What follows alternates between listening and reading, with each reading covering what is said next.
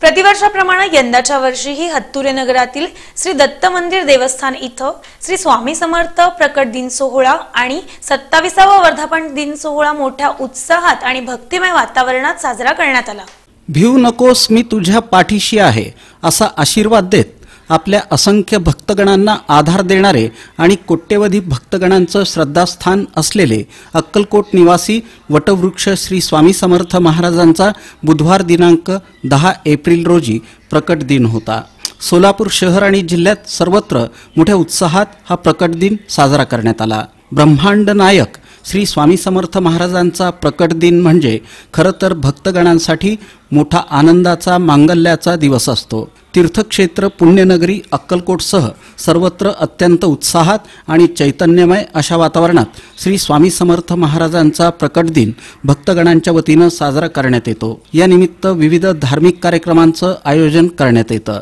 गुढीपाडवा झाल्यानंतर सर्वांनाच श्री स्वामी समर्थ महाराजांच्या प्रकट दिनाचे वेध लागलेले असतात। मंगळवारी 9 एप्रिल रोजी 3.5 मुहूर्तांपैकी एक असलेला गुढीपाडवा हा मोठ्या उत्साहात साजरा करण्यात आला। त्यानंतर बुधवारी 10 एप्रिल रोजी श्री स्वामी समर्थ महाराजांचा प्रकट दिन सोलापूर शहर आणि जिल्ह्यात ठिकठिकाणी अत्यंत उत्साहात साजरा करण्यात आला।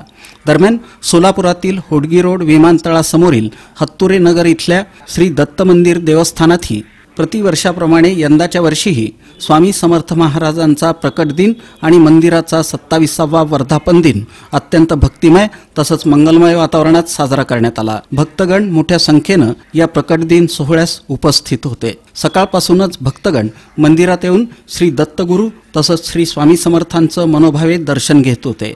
सकाळी 7 वाजता श्रींची महापूजा झाल्यानंतर सकाळी 10:30 ते दुपारी 12:30 दरम्यान सौ रत्नप्रभा सहस्त्रबुद्धे यांचं कीर्तन आयोजित करण्यात आलं होतं। आपल्या कीर्तनातून सौ रत्नप्रभा सहस्त्रबुद्धे यांनी अनेक दाखले देत भक्तगणांना अलौकिक अशा आनंदाची अनुभूती दिली। यावेळी योगीराज भांबुरे यांनी तबल्यावर तर दत्तात्रय इनामदार यांनी हार्मोनियमवर साथ दिली। या सुंदर अशा कीर्तनानं भक्तगण जणू भारावून गेले होते। तिने रामरक्षा म्हणायला सुरुवात केली हे घडलेलं उदाहरण आहे। आर्त सज्ज धनुषा विशुस्पृशा शुभन संग संगीनो रक्षणाय मम राम लक्ष्मणो आदरतापती सदैव गच्छताय। आणि तेच म्हणायला सुरुवात केली आणि रस्ता काढायला सुरुवात केली। तेवढ्यात तिचा एक ओळखीचा मुलगा तिथं भेटला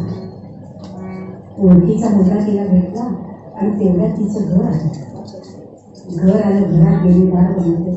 दुसऱ्या दिवशी तो ओळखीचा मुलगा भेटलेला तिला भेटायला गेला। तो म्हणाला अगं काय हे 2 बॉडीगार्ड तुझ्या समोर, एक गोरा एक सावळा, हाती धनुष्यबाण घेतलेले आणि तुझ्या पुढे चालत होते, तू त्यांच्या मागून चालत होती, काय हे म्हणाले कोण होते ते?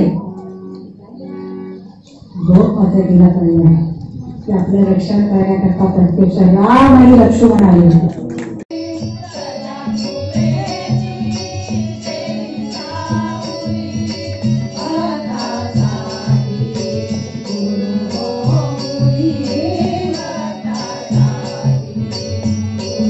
यावेळी श्री दत्त मंदिर देवस्थानच्या वतीनं सौ रत्नप्रभा सहस्त्रबुद्धे यांचा तसंच दत्तात्रय इनामदार आणि योगीराज भांबुरे यांचा सत्कार करण्यात आला।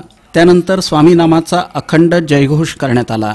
यामुळे अवघं वातावरण दुमदुमून गेलं होतं। त्यानंतर गुलालाचा मुख्य कार्यक्रम होऊन मंगलमय अशा वातावरणात आरती झाली। अमित कुलकर्णी यांनी श्रींची आरती केली। श्रींच्या आरतीनंतर भक्तगणांना प्रसादाचं वाटप करण्यात आलं।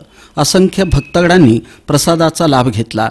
श्री स्वामी समर्थ महाराजांच्या दर्शनासाठी हत्तुरे नगरासह आजूबाजूच्या परिसरातील भक्तगणांनी दिवसभर गर्दी केली होती।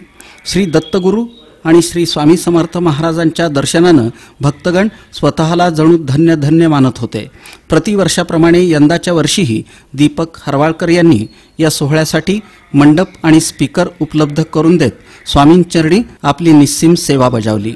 यावेळी श्री दत्त मंदिर देवस्थानचे अध्यक्ष माणिकराव कुलकर्णी, राजू मळेकर, अंकुश देवकते, सुयश विरपे, दिलीप कुलकर्णी, संजय महाराज पवार, अप्पा कोल्हे, विराज भावार्थी, शाहू डोंगरे, अथर्व अग्निहोत्री, रोहन कोल्हे, प्रभुलिंग भिंगे, माधुरी कुलकर्णी, मीना मळेकर, सारिका वाघ, संपदा देशपांडे यांच्यासह अन्य मान्यवरांची आणि भक्तगणांची मोठ्या संख्येनं उपस्थिती होती.